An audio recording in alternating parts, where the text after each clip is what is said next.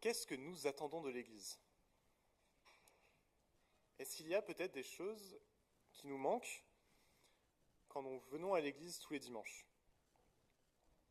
Assez souvent, nous pouvons peut-être avoir des attentes, qu'elles soient justes ou non pour l'Église. Et surtout dans une ville comme Lyon, c'est assez simple un peu d'avoir le choix des églises. Chaque église sont diversifiées, elles ont leurs forces et leurs faiblesses. Et très souvent, je pense que nous pouvons, en tant que chrétiens, avoir une attitude un peu malsaine face à l'Église. Nous pouvons peut-être idéaliser la communauté, jusqu'à peut-être vouloir la garder pour soi, la garder de tout changement, parce que on pense peut-être que si elle change, on perdra ce lieu qu'on aime. Et l'autre extrême, c'est aussi peut-être de tomber dans une critique de l'Église.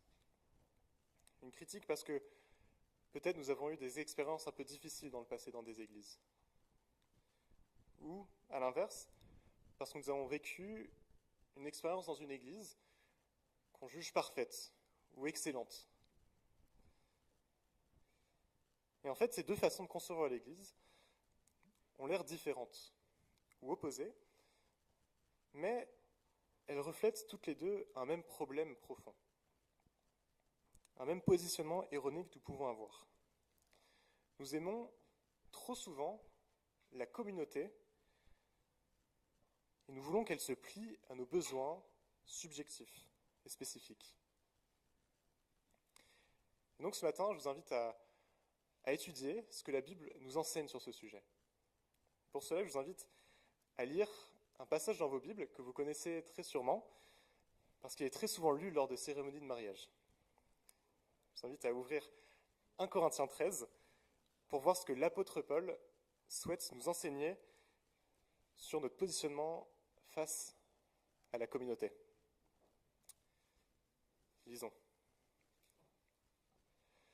Supposons que je parle les langues des êtres humains, et même celles des anges. Si je n'ai pas d'amour, je ne suis rien de plus qu'un métal qui résonne, ou d'une cymbale bruyante. Je pourrais transmettre des messages reçus de la part de Dieu, posséder toute la connaissance et comprendre tous les mystères. Je pourrais avoir la foi capable de déplacer des montagnes. Et si je n'ai pas d'amour, je ne suis rien. Je pourrais distribuer tous mes biens aux affamés et même livrer mon corps aux flammes. Si je n'ai pas d'amour, cela ne me sert à rien. L'amour est patient et bon. Il n'est pas envieux, il ne se vante pas et il n'est pas prétentieux. L'amour ne fait rien de honteux, il n'est pas égoïste, il ne s'irrite pas et n'éprouve pas de rancune. L'amour ne se réjouit pas du mal, il se réjouit de la vérité. Et en toutes circonstances, il fait grâce. Il garde la foi, il espère et il persévère. L'amour est éternel. Les messages reçus de Dieu cesseront un jour. Le don de parler en langue inconnue prendra fin. La connaissance disparaîtra. En effet, nous connaissons de manière incomplète. Et nous annonçons des messages reçus de Dieu de façon limitée. Et quand viendra la perfection, ce qui est incomplet disparaîtra. Et lorsque j'étais enfant, je parlais comme un enfant. Je pensais comme un enfant. Et je raisonnais comme un enfant. Mais une fois devenu adulte, j'ai abandonné tout ce qui est propre à l'enfant. À présent, nous ne voyons qu'une image confuse, pareille à celle d'un vieux miroir. Mais alors, nous verrons face à face.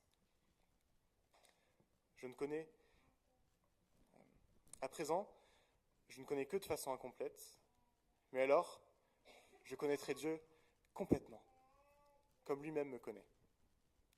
Maintenant, ces trois choses demeurent, la foi, l'espérance et l'amour. Mais la plus grande des trois, c'est l'amour. Amen. Jusqu'ici la lecture, je vous invite à la prière. Seigneur, je te remercie pour ce texte qui nous rappelle à quel point tu nous demandes d'aimer les gens et jusqu'où tu veux qu'on aille pour les aimer. Et que ça ne soit pas un amour qui est corrompu par le péché, qui est corrompu par notre chair, mais un amour qui va bien au-delà de ce que la société nous demande de faire. Alors je te remercie pour la communauté ce matin qui est rassemblée, pour chaque personne qui la constitue, chaque personne qui veulent apprendre plus de toi, chaque personne qui ont soif d'écouter ta parole. Donc, Seigneur, ce matin, viens ouvrir nos cœurs, viens ouvrir nos pensées et renouveler notre raison, pour que nous puissions vraiment écouter ce que tu as à nous dire aujourd'hui. Amen. Comme dit en introduction, ce texte est très souvent lu lors de cérémonies de mariage. Et bien sûr, ce texte nous montre une vision très belle de l'amour. Une vision qui va totalement à l'encontre des principes de la société. Il montre à quel point l'amour devrait ressembler. Et ce à quoi il ne devrait pas ressembler. Et ce texte peut bien sûr être un encouragement pour les couples, de viser un amour plein d'humilité, plein de pardon, sans rancune ni de jalousie envers l'autre. Mais dans le contexte de ce passage, Paul ne parle pas des couples. Il parle du contexte de l'Église. Et plus spécifiquement, une Église en crise, une Église qui dysfonctionne, une Église qui est divisée en deux groupes. Et le sujet qui divisait particulièrement cette Église était le sujet des dons spirituels. Paul explique à cette communauté qu'il ne faut pas tomber dans le piège des sociétés humaines. Il veut qu'on se détache d'une façon de voir l'Église où tout le monde cherche à se mettre en avant, où tout le monde cherche à être le plus influent, et d'être la personne vers qui les gens viennent se tourner, se confier, ou même peut-être d'avoir une forme de syndrome du sauveur, de prendre la place qui revient à Dieu. Et ce n'est pas pour rien, comme on l'a vu la semaine dernière, que Paul dit que les responsables d'Église seront jugés plus sévèrement que les autres. Et donc, en tant que pasteur, il est important de lutter pour garder l'humilité, parce que nous avons une place où c'est particulièrement tentant de vouloir gagner en importance et peut-être de gagner en pouvoir sur la communauté. Et c'est bien triste aussi, mais je pense que ce n'est pas surprenant quelque part que nous voyons presque tous les mois la découverte qu'un pasteur ou qu'un responsable d'église, un responsable chrétien, a commis des abus. Mais la bonne nouvelle, c'est que ce n'est pas une fatalité. Ça ne devrait pas être comme ça.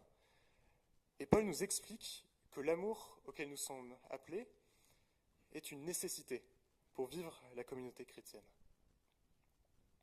Mais, par extension, Paul parle aussi de l'idéalisme que nous pouvons avoir. Dans le début de ce chapitre, Paul ne critique pas le don de parler en langue, ou le don de prophétie, et encore moins le don de générosité. C'est une bonne chose que d'aspirer à ces dons-là, et c'est une bonne chose que de chercher à les mettre en pratique pour l'Église, qu'ils soient de l'ordre du miracle, comme ceux cités juste avant, ou d'autres plus normaux, moins impressionnants, comme l'accueil, le soin des malades, le soin des souffrants. Mais Paul insiste que la base de toute notre pratique doit être l'amour.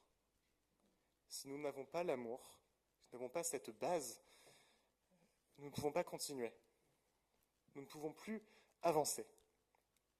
Et comme Paul le dit à plusieurs reprises, sans l'amour, nous ne sommes rien. Sans l'amour, quelque part, nous ne servons à rien. Et sans amour, notre communauté passe complètement à côté de ce qu'elle doit être. Nous avons, nous aussi, cet appel. Nous devons, nous aussi, aller plus loin de ce qui est attendu de nous. Et nous devons, nous aussi, oublier l'individualisme et se diriger vers une conception différente, une conception plus aimante de la communauté. Regardons maintenant comment ce texte peut nous parler à l'Église d'aujourd'hui. Cette exhortation que fait Paul à l'Église de Corinthe est, je pense, encore très d'actualité pour nous aujourd'hui. Mais peut-être pas exactement pour les mêmes raisons que l'Église de Corinthe. Comme je l'ai dit, le fond du problème pour la communauté, à qui Paul a envoyé la lettre, était la question des dons spirituels. Et si vous vous dites que nous, 2000 ans plus tard, l'Église baptiste de Lyon, nous n'avons plus ce problème, nous avons dépassé, et ça ne nous touche plus aujourd'hui, j'ai envie de vous dire d'écouter. Parce qu'en fait, ce texte nous parle beaucoup plus qu'on pourrait le penser, et encore énormément d'applications pour nous aujourd'hui. Nous vivons dans une société où nous sommes comme conditionnés à sentir un manque constant. L'industrie, la publicité est basée sur ce fondement. Il nous donne envie de consommer en nous montrant à quel point notre vie serait meilleure si nous achetons ce produit ou ce service qui est vendu. Les réseaux sociaux sont aussi pleins d'influenceurs qui nous montrent une vie bien meilleure que la nôtre pour nous vendre un style de vie ou des produits. Et nous pouvons observer que même les médias aujourd'hui utilisent cette nostalgie pour nous vendre des films, de la musique ou des séries. Et ma question pour vous ce matin est la suivante. Est-ce que, peut-être, nous amenons ce sentiment de manque à l'Église? Ce sentiment que quand nous venons, les dimanches matins, il nous manque quelque chose. Quelque chose que nous n'avons pas actuellement. Est-ce que parfois, nous pensons, en venant à l'Église, si seulement j'avais ce truc, je serais tellement plus heureux. Si seulement la louange pouvait être plus dynamique, plus professionnelle, comme celle de l'Église que je regarde sur YouTube en semaine. Si seulement le pasteur pouvait être dynamique et intéressant avec des punchlines. Parce que bon, William, un peu lourd, quoi. Si seulement il pouvait y avoir plus d'activités pour des gens comme moi. Ma foi pourrait être tellement plus ancrée. Ces attentes ne sont pas mauvaises en soi. Et elles montrent aussi qu'on peut toujours s'améliorer. Et c'est bien d'être conscient de ça, que notre Église n'est pas parfaite, que notre Église a toujours une marge d'amélioration. Mais le problème avec cette manière de penser est que ça peut nous faire tomber dans une façon de voir similaire à l'Église de Corinthe.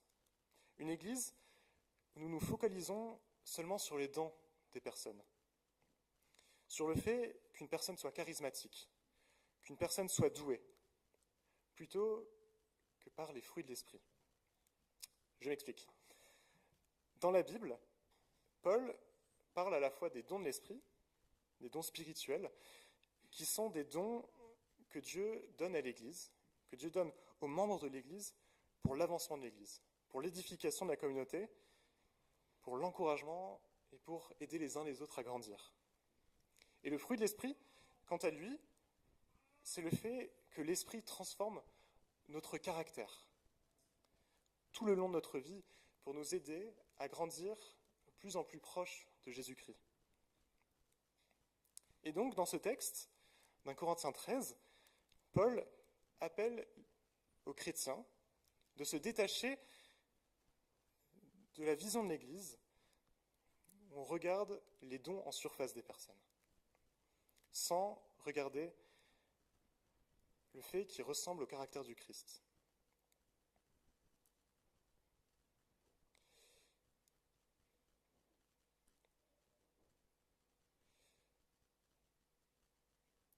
Je crois ne pas me tromper en disant qu'une grande partie des abus dans l'Église pourrait être évitée si nous ne cherchions pas à regarder les dons des personnes à qui nous mettons dans des positions d'autorité ou de leadership. Nous cherchions à regarder leur caractère. Nous avons naturellement cette envie de voir notre Église grandir et notre communauté gagner. Mais ce désir peut parfois créer en nous des angles morts. Il peut nous faire oublier de regarder le caractère de certains leaders, d'oublier leurs défauts, parce qu'on pense que leurs dons sont beaucoup plus importants.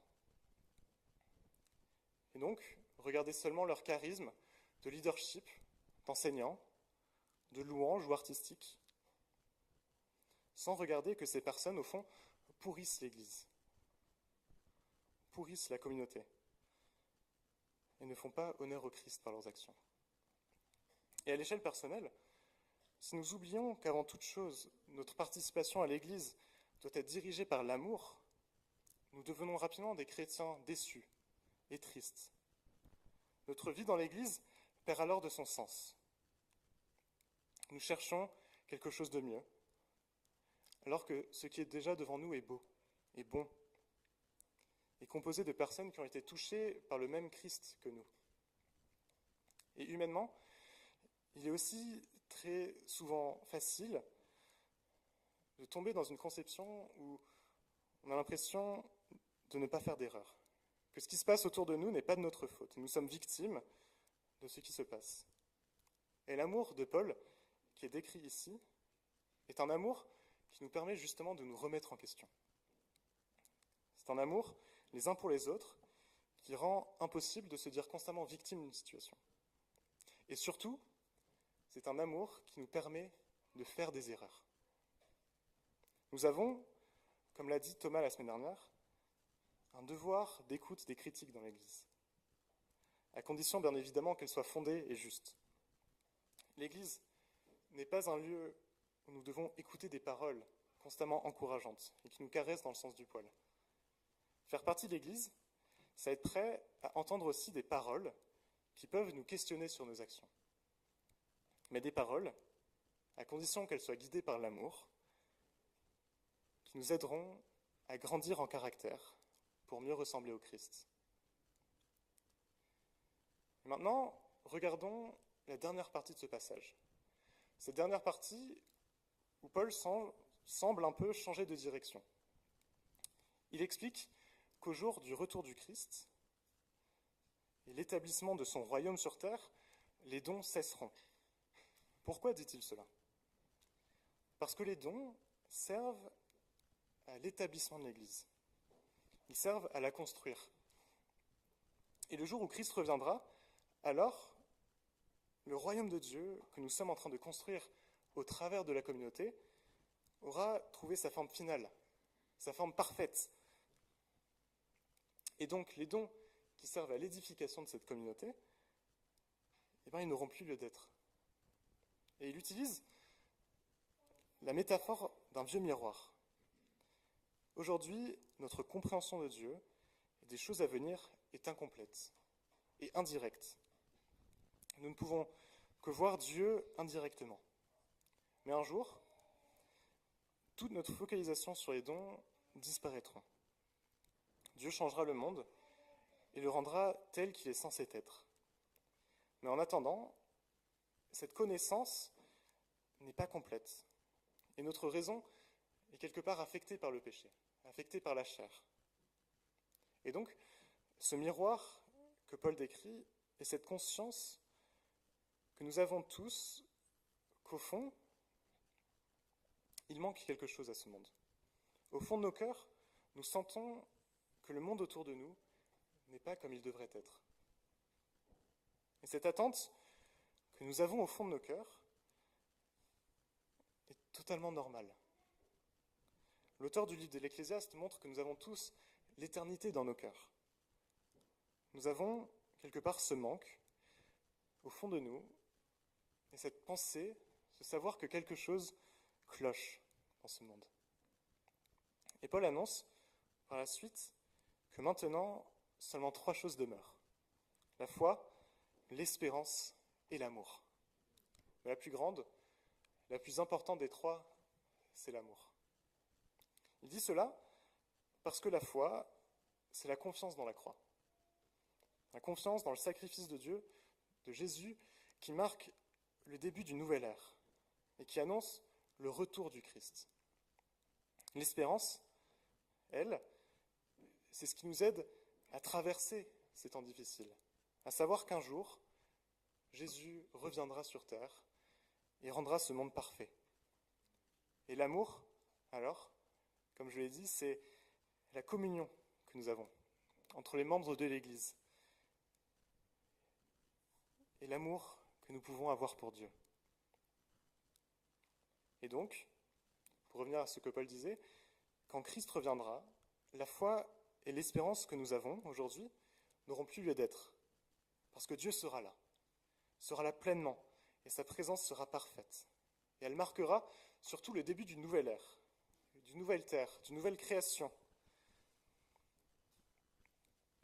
Et parce que Dieu nous a montré son amour à travers le Christ, c'est à travers ça que nous pouvons aujourd'hui avoir la foi et l'espérance. Et donc pour nous, en attendant le retour du Christ, Paul nous appelle à l'amour. L'amour qui dépasse un simple narcissisme utilitaire.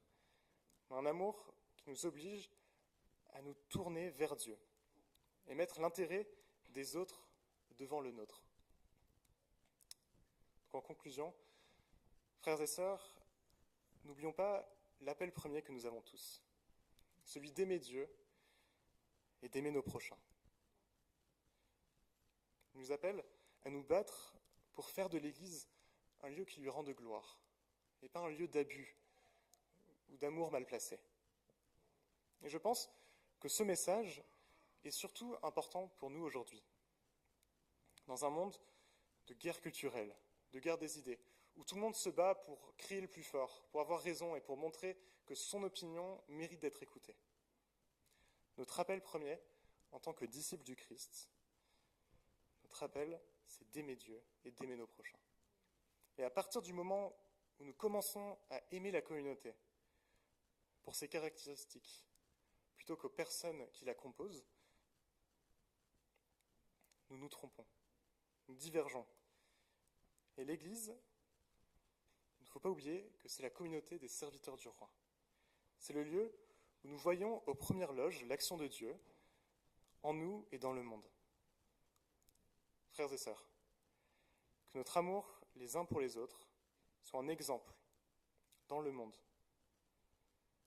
Et n'oublions pas, surtout en ces temps difficiles, que nous sommes appelés à avoir la foi, à avoir de l'espérance et à avoir l'amour. Que notre Église devienne vraiment un lieu où l'amour est moteur. Amen. Je vous invite à prendre un temps de silence.